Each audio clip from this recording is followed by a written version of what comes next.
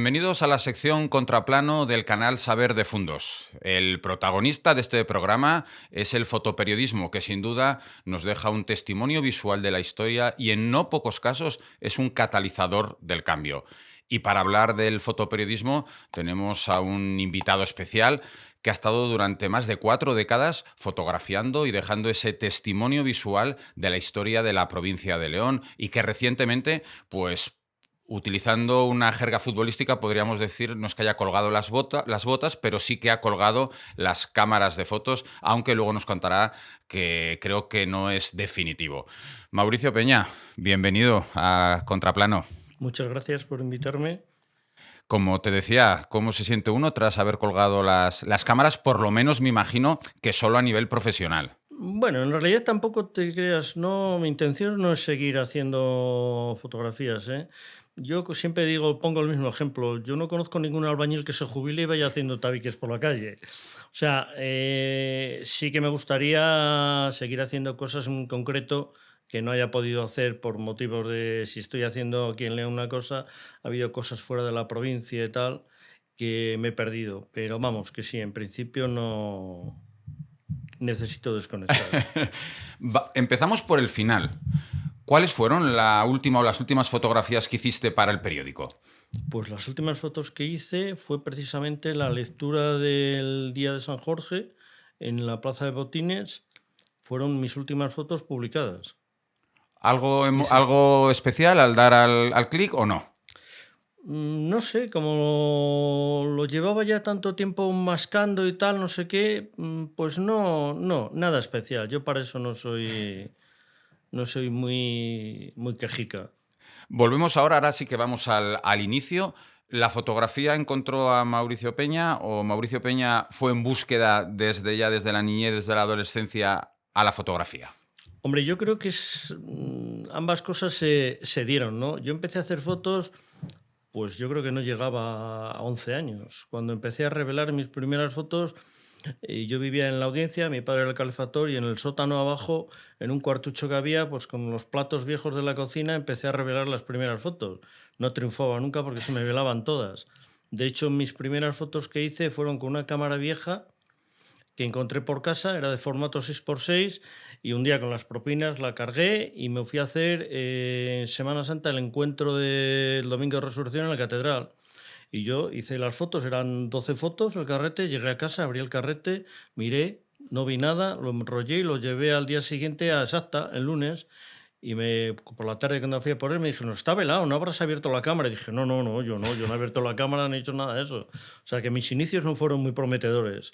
Luego, más adelante, había un sacerdote que era amigo de la familia y tal, que era fotógrafo en Andalucía, y pues me metió un poco más el gusanillo, me empezó a decir más las cosas y tal, y empecé. Pero hablamos de 45 años, más de 4 décadas dedicadas a lo que es el fotoperiodismo, Sí, pero curiosamente, leyendo un poco, informándome sobre tu trayectoria, me hizo gracia que los dos empezamos de la misma manera en lo que es el primer contacto directo con el periodismo, porque tú con el periodismo, al final, ¿cómo fue tu primer yo contacto? empecé con la pandilla de amigos que teníamos en la piscina del Hispánico, me dijeron que necesitaban, tenía 14 años creo, me dijeron que necesitaban gente para embuchar en el Diario de León. Pero claro, había que ir a las 4 de la mañana. Yo con 14 años en casa digo eso y me matan. Y entonces lo que hice fue escaparme por una ventana, puse la almohada, la tapé, dejé la cama tal cual, me escapé por una ventana y me fui al Diario de León, que de aquella estaba en Pablo Flores, detrás de la catedral. Llamé a la puerta y les dije, oye, me han dicho que necesitáis. Y me dijeron, sí, sí, pasa. Y me quedé. Y luego la otra Luego empecé a faceta. repartir. A los 2 o 3 meses se marchó gente que hacía el reparto y tal, no tenían, y cogí yo el reparto y ya empecé a repartir. Y en el 80, después de una huelga que había habido en el periódico, pues uno de los damnificados fue el fotógrafo, Fernando Rubio, y el periódico se quedó sin fotógrafo. Y un día fui y les dije, oye, que yo sé hacer fotos y tal. Y me dijeron, pues empiezas mañana. Esto estás hablando de los años En 80. el año 80. En el año 80, y ahora vamos a empezar a ver unas fotografías que muy poco tiempo para fotografiar un momento histórico para mal para la provincia de León, ¿no? Como es en las fotografías que vamos a empezar. Es en el año Esta foto, sin duda, Mauricio, para bien te perseguirá toda tu vida, ¿no? Hombre, yo esa foto yo creo que ya se ha hecho de hecho la he donado a todos los sitios, a toda la gente que me la ha pedido la he donado porque se convirtió en un emblema de Riaño. Y sin embargo se da la peculiaridad de que esa foto, por ejemplo, el día que la hice, nosotros en la crónica no la publicamos en portada, la publicamos más pequeño en contraportada, en la última página, y sin embargo fue portada del País. Yo de aquella era corresponsal del País y fue portada en el País y no fue portada, yo creo que no la valoramos en un principio en su justa medida, pero bueno, claro, es que era la vorágine de lo que había pasado ese día, de cómo lo habíamos vivido y no salió en portada ese día. Porque esto es un claro ejemplo de que estamos viendo un instante fijo, pero es que Sí, hay una historia detrás que para la gente que no conozca, ¿cuáles son los claro. personajes? Los personajes son Vicente y Paz. Y entonces, cuando se produce la carga, los jóvenes estaban metidos en la zanja que vemos ahí, pero en la parte de aquí estaba lo que era el muro del río, y ahí estaban todos los abuelos del pueblo sentados. Entonces, claro, la Guardia Civil a los abuelos no les levantaba, ni con un pelotazo ni con nada. El abuelo allí estaba sentado con la cacha y este es mi sitio, estoy sentado todos los días y podéis ir a dar porros donde queráis. Pero aquí no. Y resulta que Vicente se levantó, Paz intentando frenarle, el perro no sabía muy bien qué pasaba. Yo tenía a mi derecha a Óscar Campillo también, y estábamos allí, no sabíamos muy bien qué era lo que pasaba. Al final, bueno, pues eso paró, y esta foto y algunas más sí consiguió que por lo menos durante 6 o 7 meses se paró, o creo que casi durante un año se paró todo el proceso porque se metió en los Ajá. juzgados y se paró por lo menos un tiempo. ¿Tenemos más fotos de esa lucha como Aquí ya esta? estamos en plenos desalojos, esto ya era todo en plan, ya se ven los edificios derribados, los jóvenes del pueblo, era antes, bajaban del tejado, de los Ujú. tejados, porque la mitad estaban en los tejados y la otra mitad abajo. La verdad que fue una cosa lamentable, que hoy día, también te digo una cosa, todo este tipo de fotos no se hubieran podido hacer. Eso sería inviable. Por las Simplemente 40 kilómetros antes hubieran puesto una barrera, y no la prensa llegas. no hubiera podido acceder y todos los periódicos habrían publicado las fotos que hubieran hecho o la Guardia Civil o los de la Confederación o quien fuera, hubieran hecho las fotos que ellos hubieran querido y a la gente, a los lectores y al público en general le hubiera llegado lo que en realidad había querido los que estaban cometiendo el atropello. Este tema que estás comentando, sí es verdad que luego hablaremos de la evolución técnica y tecnológica de la fotografía, pero evidentemente desde estas fotos has puesto tú un claro ejemplo. Ha habido una evolución de cómo podéis o cómo os han dejado ejercer el fotoperiodismo, ¿no? Se acabó, el fotoperiodismo se acabó. Antes me comentabas que iba a morir antes el fotoperiodismo, el periodismo. El fotoperiodismo para mí está prácticamente muerto. De hecho, ya no existen los corresponsales de guerra. No existen. Porque nadie paga como pagaban antes, pues no sé, tampoco era mucho, 100 euros, 200 euros por una foto de una guerra. Nadie lo paga. Y hemos visto imágenes lamentables, como siempre recordaré la de la guerra de Ucrania, con una avenida llena de cadáveres y estaban todos, había una fila, toda gente enorme con teléfonos móviles retratando y tal, no sé qué. O sea, lo que es el fotoperiodismo de guerra, ese ya murió. El fotoperiodismo de calle que estamos intentando hacer, que hemos intentado hacer, está prácticamente desaparecido. Yo te puedo decir que puedo hacer perfectamente 7, 8 años que yo no veía un incendio, ni a un accidente de tráfico, ni a cosas de esas. Es que ya no se molestan ni en llamarte. O sea, simplemente mandan las fotos que mandan los gabinetes de turno. Con lo que al final la esencia de lo que es el periodismo, de lo que es Se el acabó. fotoperiodismo, se... Eso se acabó. O sea, nos queda un pequeño reducto, pues, en algunos pueblos, de las entrevistas muy humanas, personales, que al final es lo que a la gente le interesa. Eso está más claro que el agua, pero la gente ya pasa de otras muchas cosas. Pero el resto, como tal, el fotoperiodismo murió. Vamos a seguir viendo fotografías. Esta fotografía también, Mauricio, tiene mucha historia. Sí, esta la hice estando en la Crónica de León, también fue portada en El País y es la salida del día en la que había salido elegido José Luis Díaz Villariz alcalde en lo que se llamó el famoso pacto cívico, que se unieron PP, PSOE y CDS para derrocar a Morano, que era el ganador Ujú. virtual de las elecciones. Y entonces, pues aquello se montó una trifulca impresionante. Y tuvieron que salir escoltados y bueno, ya veis cómo fue la salida, entretenida. Más que entretenida para unos o para otros. Hablabas un poco de que no se paga el valor, que siempre, al final, yo creo que es una lucha que tenéis los fotoperiodistas, el valor añadido que aportáis a lo que es una persona. Yo mismo, con una cámara, que voy a una rueda de prensa, la foto que yo puedo hacer no tiene nada que ver con la que puede hacer un fotoperiodista.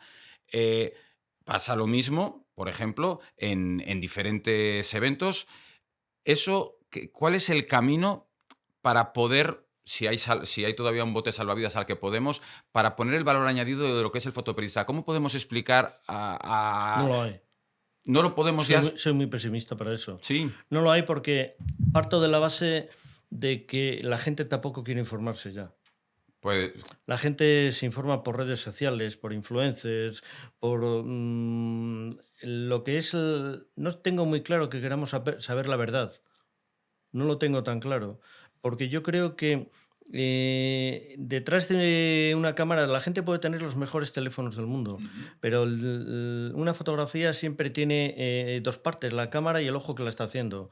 Y entonces, sí, sí, con un iPhone tú puedes hacer o con puedes hacer unas fotos maravillosas técnicamente, pero si no tienes el ojo para ver el encuadre, para saber qué es la noticia de esa foto, o sea, no puede ser que en una foto como estábamos viendo de la salida del alcalde, ujú, pues sí, tengo un iPhone, igual hago al que está detrás, ujú, porque no tienes. Entonces, por algo siempre hemos defendido, yo siempre he luchado mucho porque se considere al fotógrafo periodista. ujú. Somos tan periodistas como los redactores, pero eso nunca ha sido así, no siempre ha sido así, ¿eh? Eso costó muchas luchas, convencer. Yo por eso he tenido la suerte, la inmensa fortuna de trabajar con gente muy valiosa, y gente que me ha dado esa libertad. Por ejemplo, a mí quien me dio la libertad para poder escoger las fotos que yo quería, fue, por ejemplo, Óscar Campillo. Ujú. Como director en la Nueva Crónica, me cogió un día y me dijo, a partir de mañana, la foto que sale la decides tú, la escoges tú. Digo, uff, aquí va a protestar todo el mundo y tal. Dice, que digan lo que digan. Porque, ¿cómo es la relación, la simbiosis entre el Yo siempre me he periodista, el llevado fotógrafo? Vamos a ver, yo siempre me he llevado muy bien con todos los redactores con los que he trabajado, porque creo que somos como las parejas de la Guardia Civil, porque antiguamente siempre íbamos redactor y fotógrafo, siempre. Eso ya por desgracia también se ha perdido. Y a mí me gusta ir con redactor a cubrir, en primer lugar, porque me permite que la persona a la que estás entrevistando, el tema que estás haciendo, deje de fijarse en ti y en la cámara, y esté más pendiente del redactor, y yo tengo la libertad para escoger otros momentos más particulares. Pero de todas maneras, ya te digo que no es muy normal. Yo creo que La Crónica fue el primer periódico de España en el que los fotógrafos eran los que escogían las fotos y metían la foto. Sobre todo cuando empezó ya la edición digital, eso ya, por supuesto, nosotros entrábamos exactamente igual que los redactores en la página, ellos cogen su texto, nosotros nuestro hueco de la foto, la metemos, la cortamos a nuestro como queremos y demás, y ya está. Pero eso no es lo común. Ujú. Hablamos ahora en la siguiente fotografía, cuando hablabas de que ahora no se está, pagando lo que vale, que es un motivo de la precariedad. Esta es otra foto también que hiciste en el 87 de una movilización, me imagino también una de esas luchas, ¿no? Sí, En este esta caso es agrarias. la típica manifestación, que de aquella eran manifestaciones, por lo menos eran algo más originales. Hoy, por ejemplo, por 50.000 motivos no se hubiera podido llevar a ese burro a la manifestación. Pero yo recuerdo, esto era de la UCL del 87, todavía no había estallado la guerra entre la UCL y todavía existía Ujú. el sindicato, no se habían separado. Pero sí, son fotos que hoy día son irrepetibles porque no se van a producir ya. No va a haber ese momento. Y si lo hay, la foto en sí dejará de tener valor porque aunque el fotógrafo de prensa que la haya hecho haya buscado el encuadre, haya centrado, en la foto está centrado el animal con el agricultor, tienen unas proporciones adecuadas, la gente la tirará con el teléfono y aunque sea torcida de lado o no sé qué, a la gente le valdrá. Y aquí hay, a continuación, Otra fotografía que era la que me refería con la precariedad laboral, que lo estábamos antes de grabar este programa de Contraplano. ¿Esto hoy en día es impensable Esto es y impensable, por qué lo hablamos de esa totalmente. precariedad? Mira, antes te ponía el ejemplo de que el Nazareno de León ha ido a Roma y ninguno de los dos periódicos ha mandado fotógrafo. Las fotos que han publicado los medios de comunicación, tanto los digitales como los escritos, son las mismas todas. Si os fijáis, hacéis un repaso y son todas la misma foto. No me da. Esto era una visita de Aznar cuando era presidente de la Junta de Castilla y León a Felipe González, a la Moncloa, y nosotros en la crónica, siempre íbamos a todas esas En vez de cosas. tirar de agencia, No ibais tirábamos de vosotros. agencia, íbamos nosotros y lo cubríamos. Eso nos daba un cierto prestigio a nivel social, porque sabíamos que nuestras fotos eran distintas a las demás, aportábamos un valor añadido.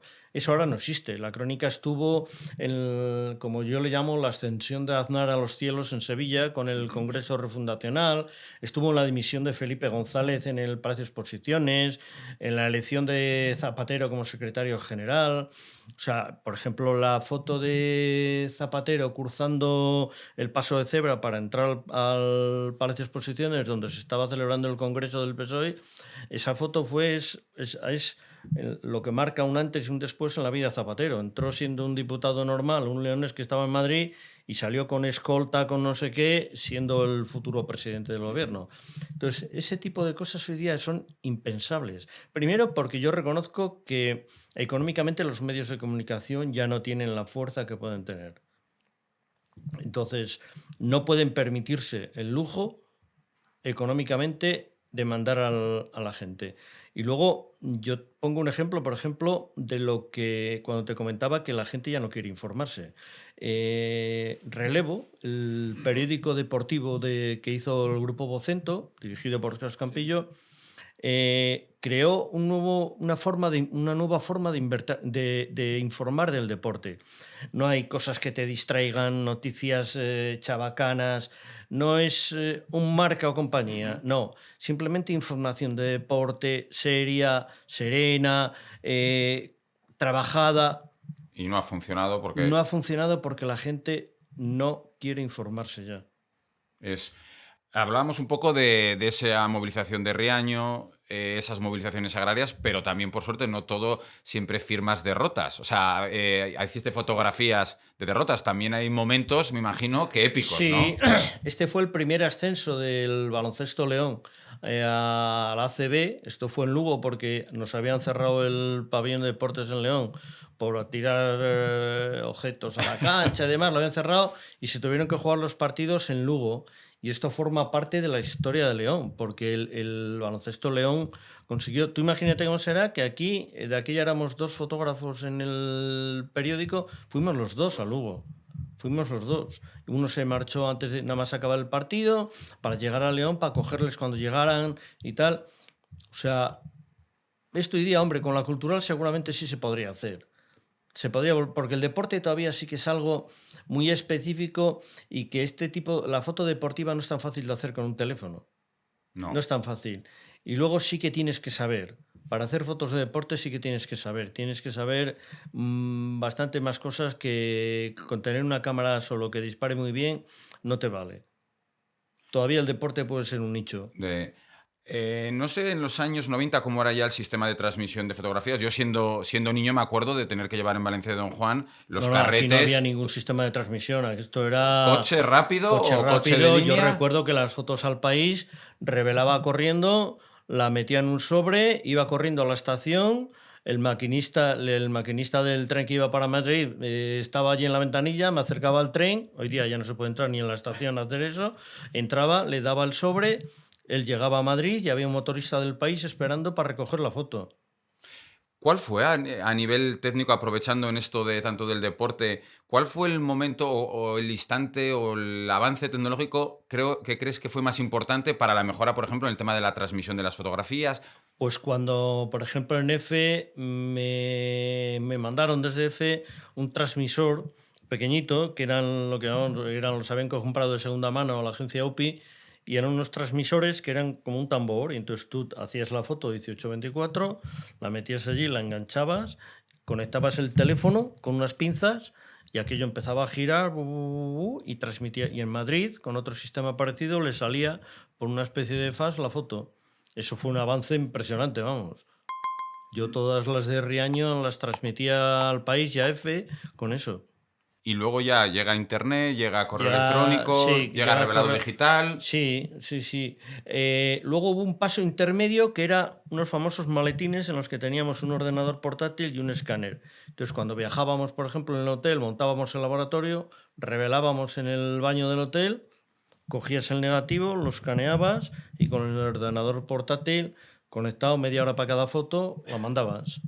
¿Cómo ha cambiado y cómo ha facilitado, ¿no? El Sí, sí, trabajo sí, sí, vuestro. ha facilitado y sin embargo yo creo que también ha conseguido una cosa, que las fotografías hoy día pierdan todo el valor, porque en el momento que tú mandas a alguien una foto, facilitas, pones en una página web una foto, se acabó, ya pierdes absolutamente todo el poder sobre ella, todos los derechos sobre ella. Ya la publica todo el mundo. Por ejemplo, el otro día, cuando salió nombrado Papa y Ujú. se vio que se descubrió que había estado aquí en León, pues yo enseguida encontré las fotos de cuando estuvo él aquí. Y yo las tenía y tenía una foto además muy buena, mirando para la cámara, hablando y tal, no sé qué. Y la publicamos en la crónica en portada. Al día siguiente estaba publicada en todos los periódicos. Una cosa que estabas tú hablando de la evolución, claro, tú a día de hoy haces las fotos, las vas viendo en la pantalla, pero claro, ¿cómo era ese momento en el que tú vas a Riaño, haces las fotos, pero tú no sabes realmente lo que hay dentro de la cámara, ¿no? O cómo es ese momento de tensión de ¿habré cogido ese momento? ¿No lo habré cogido? Es que nunca lo sabes. Yo normalmente sí que tengo un criterio más o menos. Y es que si lo he visto, es que no Ujú. lo tengo. Esa es buena Entonces, por manera. ejemplo, en deportes, yo sé que es algo mucho más rápido y lo Sí. explica mejor. Sé que si he visto la jugada, no la tengo. No necesito mirar la cámara, Ujú. porque sé que no la tengo. Pero antiguamente era suerte. Y me imagino que también habría sinsabores de pensar que habías cogido una foto un instante Sí, o perfecto que y no cuando estaba se enfocada, revela. que no sé qué, que no. Pero eso nos pasa ahora con tanto enfoque automático y demás, que de repente estás en deporte sobre todo, que es lo más rápido y tal, y el foco, tú has disparado, estás disparando y el foco se te ha ido de repente para el público y has perdido la jugada buena. Pero bueno, eso se pierden muchos. Y la relación con los protagonistas de las fotos, hablamos que había cambiado, por ejemplo, esas fotos de Reño que hoy en día sería imposible porque las fuerzas y cuerpos de seguridad del Estado no te permitirían. ¿Ha también evolucionado la relación que tenéis con los protagonistas anónimos? No me Sí, refiero, o también representantes políticos. ¿Ha evolucionado también la relación? sí, porque mira, yo tengo una teoría. Antiguamente los políticos necesitaban a los periodistas, hoy ya no. Ya tienen sus propias redes sociales. O sea, no necesitan a los periodistas. Antiguamente los redactores estaban tomando café, tomando vinos, charlando con los políticos, se conocían, tal. Ahora no.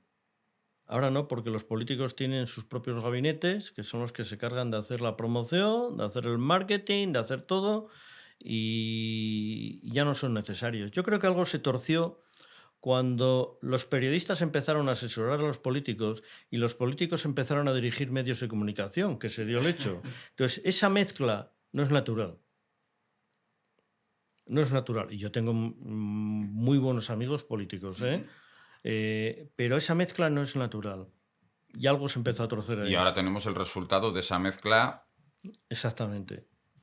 Nos vamos al 92 en esa relación. Sin duda, uno de los temas en nuestra provincia que tú has fotografiado es todo el tema relacionado con la minería. Y esta, corrígeme, es la primera marcha negra. Esta para mí es la marcha negra. Las otras dos, ¿qué quieres que te diga? Fueron un sucedáneo ¿Qué se de respiraba en esta marcha. marcha? En esta marcha se respiraba solidaridad, se respiraba compañerismo, se respiraba, nos conocíamos todos, porque claro, hicimos prácticamente, yo hice quitando algunos días que descansaba, porque claro, nosotros íbamos y veníamos todo el Ujú. día, con un full y yo íbamos y veníamos todo el día, y aquí aparte que hay una curiosidad, yo recuerdo que primer día que salieron los mineros, yo era un sábado que descansaba y salía en un domingo.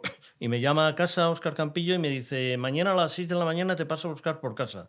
Yo descansaba, yo no le dije nada. Le dije, vale, a las 6 de la mañana bajo para abajo y monto en el coche y digo, ¿dónde vamos? Dice, vamos a Villablino, que sale la marcha minera y tal. Que es que ayer salí a la redacción, lo dije y dije, hay que ir a las 6 de la mañana a Villablino y agacharon la cabeza todos. Dije, estos ya no son de la montaña.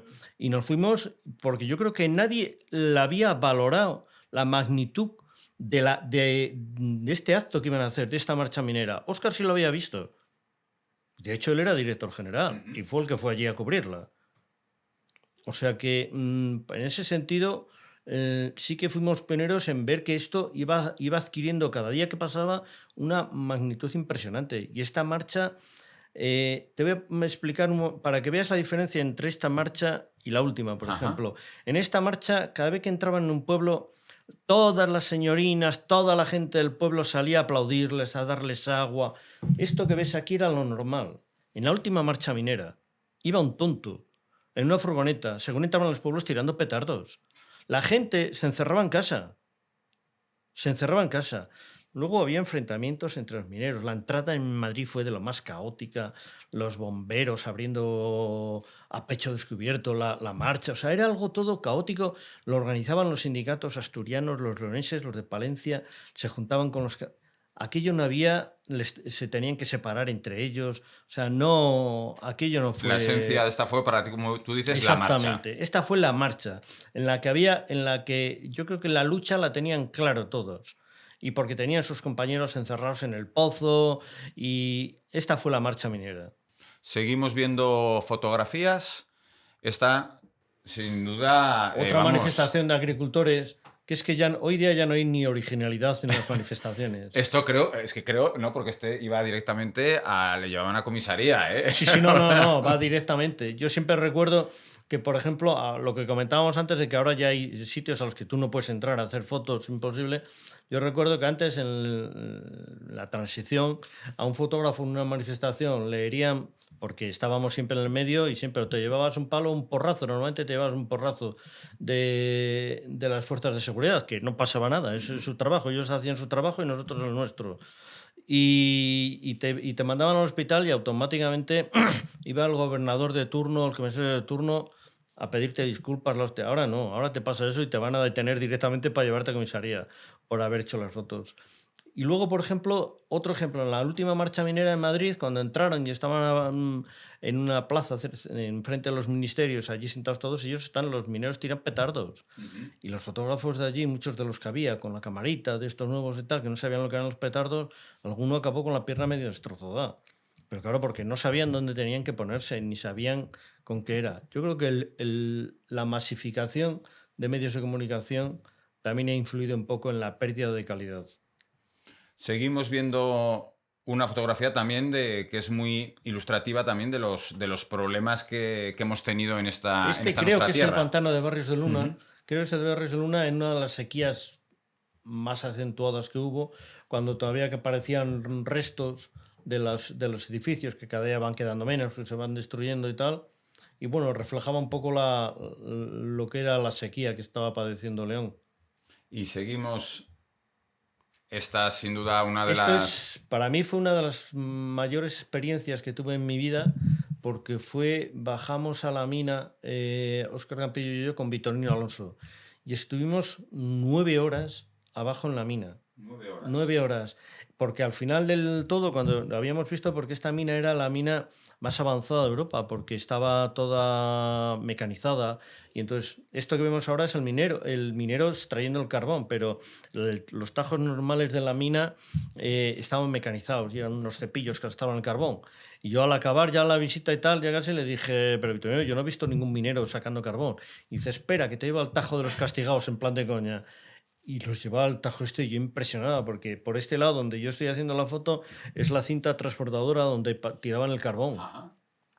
Y claro, todo eso que estás ahí debajo, porque claro, la gente tiene la idea de que la mina son galerías. No, en el Bierzo las minas son una galería a esta altura, otra galería un poco más abajo, y el tajo es lo que va en vertical, que van picando el carbón, extrayéndolo para que caiga para abajo, pero son tajos de 60 centímetros. Entonces el minero trabaja así, en esa posición, 8 horas ahí metido. Y sobre todo lo que más me impresionó era el crujir de la montaña, porque ahí dentro la montaña cruje. Que Se eso en le la foto oye, no se escucha, pero no se solo... escucha, pero te impresionaba mucho. Y fue uno de los reportajes que más me impactó. Y sin duda también, a lo largo de tu trayectoria, con otra fotografía, también, claro, me imagino que políticos, sí, desde los años 80, pues tienes unos cromos, tienes un álbum lleno de cromos de políticos, en este caso Alfonso Sí, Guerra. pero estamos en lo mismo. Es que ahora mismo esto sería impensable Esto no se lo hacerlo. dejaría hacer, yo creo, el asesor de comunicación no se lo dejaría No, pero hacer. aparte de no dejárselo hacer, esa foto tampoco se podría hacer, porque tendríamos 50.000 delante nuestro con el teléfono móvil que estarían haciéndola. O sea, te voy a poner otro ejemplo. Zapatero, siendo presidente del gobierno, visita Rodiezmo, la de las últimas fiestas que había en Rodiezmo, y estaba el cordón con el público detrás y Zapatero venía. Nosotros ya nos habían cacheado, nos habían puesto la pegatina, yo la llevaba puesta en la frente, nos habían revisado todo. Y entonces, como venían los escoltas delante, yo dije, paso para detrás del público y me metí entre el público como un espectador más con la cámara y al lado mío estaba uno de vigilante de seguridad, un guardia civil secreta, que eran de los infiltrados que tenían entre el público por seguridad y tal, y me dijo, ponte aquí a mi lado, era de aquí de León, ponte aquí a mi lado, y digo, no, no te preocupes, si en el momento que aparezcan, todos los que vienen trajeados a su lado van a venir directos a por mí. Y dice, ¿pero por qué? Si está todo el mundo con el teléfono móvil haciendo las fotos y todo, y digo, van a venir a por mí. Y efectivamente, y el colega no daba crédito, y dice, ¿pero por qué han venido a por ti si eras el único que tenías hasta la pegatina en la cabeza? Pues fueron todos corriendo para taparme y no dejarme hacer. Pero no tenía ningún sentido, porque al lado estaba todo el mundo haciendo las fotos con el teléfono móvil.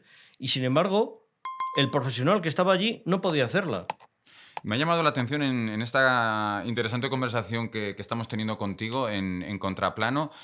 Has hablado muchas veces de las fotos que ya no se pueden hacer.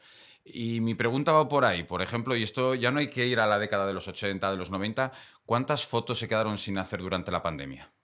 Muchísimas, muchísimas. O sea, yo salía todos los días a la calle desesperado. Desesperado porque no podías entrar en ningún sitio, intentando llamar aquí, intentando llamar allí. Oye, que quiero ir con el ejército a no sé dónde, que quiero ir con la UME a no sé dónde, que quiero entrar a... Yo no conseguí entrar al hospital, no conseguí entrar en ningún sitio. Era imposible. No te dejaban entrar en ningún sitio. Las únicas fotos que se hicieron fueron los freelance en Madrid, algunos que entraban en casas particulares o en sitios muy concretos y a través de un amigo y tal. No se podía entrar en ningún sitio. No se podía hacer absolutamente nada. Yo fue de las peores épocas que he pasado porque estaba en la calle viendo la impotencia, porque yo seguí yendo todos los días al periódico. Aunque nos pusieron teletrabajo y tal, yo estaba todo el día en la calle. Y en la calle al final había 2 o 3 periodistas, el resto se habían quedado en casa. Eso es, el origen es en este buenismo que en ocasiones o en ese querer proteger también, cuando hablamos, por ejemplo, hablabas al principio de de los fotógrafos de guerra, de los reporteros de guerra, ¿ha sido también algo que hemos seguido el mismo camino que lleva la sociedad de proteger a la ciudadanía con imágenes impactantes? Por ejemplo, en el último suceso que pasó en la minería en León, con varios fallecidos, hubo un debate en las redes sociales sobre que captar unas fotos de los familiares, lógicamente, llorando de los familiares, que si era sensacionalismo. ¿Eso cómo lo afronta un periodista cuando va a hacer una fotografía? Mira, es que nunca hubo sensacionalismo. Yo estuve en decenas de pozos de minas haciendo las fotos cuando había que tirar con flash, que se te veía venir y tal, haciendo las fotos cuando sacaban los cadáveres de los mineros. Y he estado con ellos allí, llorando con ellos, abrazado con ellos, y no pasaba nada. Lo que pasa es que en este último accidente minero, el espectáculo lamentable que han dado los políticos y la prensa ha sido increíble.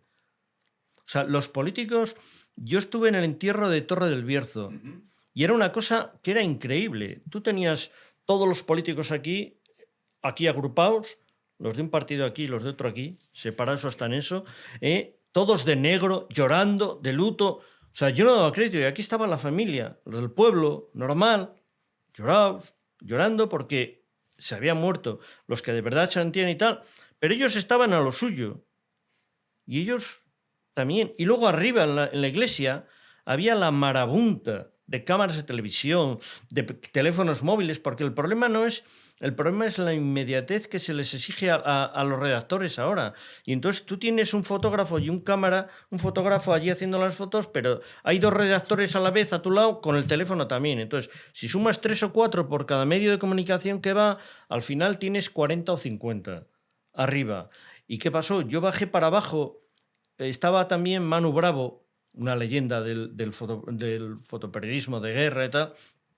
Yo bajé abajo a saludarle y estábamos los dos abajo justo al lado de la familia, entre la familia, estaba el ataúd y tal, no sé qué, y nos empezaron a decir que no querían fotos. Nosotros, bueno, vale, pero claro, a ellos lo que les preocupaba era la subida por las escaleras y ver aquella marabunta de cámaras y de no sé qué.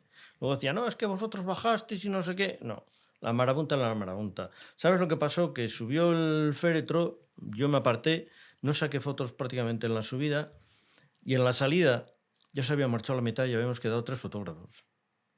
Ya tenían todos la foto, que era la peor, que no valía absolutamente para nada, pero ya tenían una foto. O sea, daba lo mismo como fuera. Tenían la foto. ¿Cómo se afronta esos momentos en los que al final sois testigos incómodos de situaciones, pues como dices tú, muy hirientes o muy con una carga de tristeza emocional? ¿Cómo se Yo prepara un eso es lo que peor, fotógrafo? yo eso es lo que peor he llevado siempre. Los sucesos es algo que jamás me ha gustado hacer.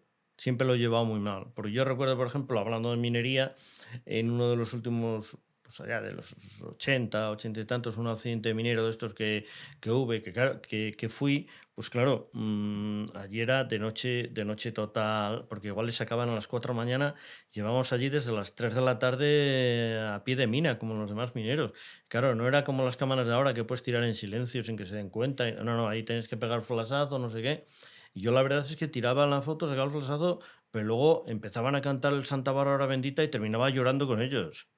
Entonces, hay veces que sí, que te involucras con ellos y al final terminas teniendo sentimientos también. Todos somos humanos. Pero, por ejemplo, en la época dura de ETA, con los asesinatos y los atentados, que no es como ahora, que aquello ponen un cordón, si se lo entierra un león, lo ponen en Salamanca para que no entre nadie. Pero yo he entrado en las iglesias con el féretro delante, con los familiares y tal, no sé qué. Sí, podemos entrar en un debate, pero yo recomiendo a alguien que vea la hemeroteca y que eso es parte de la historia. Y los asesinatos de ETA habrá fotos muy fuertes, pero es que es la memoria. Y hay cosas que no hay que olvidar. Y esas fotos son las que te hacen recordar eso. Eso que dices, y lo comentaba al inicio, sois al final aportáis el testimonio visual de la historia. O sea, dejáis esta foto, por ejemplo, de Riaño, es una foto icónica. No estás en ese momento, no haces la foto, eso no se sabe. No hubiera, lo que no se ve, lo que no se tiene recogido, no hubiera pasado. ¿Eso te hace sentirte a nivel profesional, vocacional, satisfecho de haber aportado tu granito de arena a esa memoria colectiva, a esa memoria social? Sí, porque yo creo que el periodismo es vocacional. O sea, yo cada vez que oigo a los periodistas de hoy día decir voy a la oficina, Malo. se me cae el alma al suelo. Voy a la oficina, jamás. Nosotros íbamos al periódico y se ha ido todas las veces, toda la vida al periódico. Y el periodismo se ha hecho en la calle, no en la redacción. El periodismo está en la calle, las noticias están en la calle y hemos perdido el contacto con la calle totalmente. Con lo cual esa distancia, el contacto con la calle lo están dando los influencers, los tiktokers y demás. Y los periodistas lo hemos perdido. Porque no sé quién decía en un programa de radio una vez que lo que pasa en las redes sociales tiene que quedarse en las redes sociales. Sin embargo, es que hoy vemos que las redes sociales abren los telediarios. O sea, vemos que la mitad de las noticias que dan los telediarios ya las has visto antes en Sí, sí. TikTok. O es un tuit de un político y Exactamente. Las fotos se cogen de Facebook. Entonces, es el mundo al revés. traes una compañera de viaje. ¿Tienes contabilizadas cuántas compañeras de viaje has tenido en estas más de 4 décadas? No, sé que tengo un modelo de cada uno guardado. He sido siempre, esta en concreto, esta es una Fuji, pero he sido siempre un friki de Nikon. Ajá. Sí, yo tengo absolutamente todos los objetivos de Nikon, cámaras de Nikon, aunque estén estropeadas. Porque normalmente hay mucha gente que me dice, siempre en plan de broma, cuando la retires la cámara te la cojo y te digo, no te la recomiendo. Nosotros dejamos las cámaras, normalmente las cámaras vienen para, por ejemplo, la última que jubilé aquí en la crónica, en la nueva crónica de León, pues son cámaras que vienen para 200.000 disparos y Ujú. tal. Yo la jubilé con 800.000 disparos. Entonces, claro, es que son cámaras que 3 disparos más y clac, y cascan. Una maldad. ¿Te alegras de haberte jubilado con todo lo que viene respecto al fotoperiodismo con la inteligencia artificial? ¿O qué visión, qué visión tienes o qué perspectiva de futuro ves con todo lo que nos viene con la IA? Eso es peor todavía. Lo Sí, de la ¿no? IA sí que va a acabar absolutamente con todo, porque va a llegar un momento en que no vamos a saber discernir ya no lo sabemos. De toda la vida se ha manipulado la fotografía. En la Segunda Guerra Mundial, Rusia era especialista en manipular fotografías, en quitar de aquí, poner aquí. Entonces, la IA lo va a hacer todo más accesible, mucho más fácil. Y con decírselo al ordenador o al teléfono, vas a poder manipular las fotos. Y eso tiene mucho peligro, porque va a llegar un momento en que no sepamos discernir entre lo que es verdad y lo que es mentira, la realidad y lo falso. Decía, hay un cómico, no recuerdo ahora el nombre, que estaba haciendo una gira por ahí y decía, creo que la humanidad se extingue y lo comprobé definitivamente el otro día cuando vi a un joven en un cartel de una parada de autobús intentando con los dedos ampliar el texto. Entonces, es que eso vamos por muy mal camino. Pues esperemos que nos equivoquemos los que somos pesimistas Sí, con el futuro. yo ojalá nos equivoquemos. Darte las gracias por acompañarnos aquí en Canal Saber, en Contraplano, pero sobre todo si utilizamos eso de que una imagen vale más que 1000 palabras, por las millones y millones y millones de palabras que nos has regalado, que nos has dado a todos los meses y a todas las personas que han visto tus fotografías y desearte, como no, que sigas disfrutando de lo que ahora, bueno, pues pasa a ser un hobby, aunque bueno, tampoco por lo que has visto al inicio, tampoco tienes mucha idea No, de... no, no, no, no, no, qué va. Tampoco tengo yo mucha intención. Yo creo que ya he gastado mi cupo de fotos. Ahora sí que me gusta, mi proyecto principal es ordenar todas las fotos. Porque claro, si hablabas de los 800.000 disparos que diste a la última, no quiero saber los Claro, no, no, millones y no. millones de Y los disparos que habrás negativos, dado. que son los valiosos, que la verdad es que ahora me tengo un problema personal con ello, porque cada vez que escaneo una foto de esas, de repente digo, me siento, cada vez que escaneo una, me meto 20 años encima. Digo, ¿cómo es posible si parecen fotos de la posguerra? Pero no. Pues lo dicho, Mauricio Peña, muchísimas gracias Gracias a por vosotros. acompañarnos y a todos vosotros por seguirnos en un nuevo programa de la sección Contraplano. Animaros a que nos sigáis en redes sociales para estar atentos a todo lo que hacemos en Canal Saber. Hasta la próxima.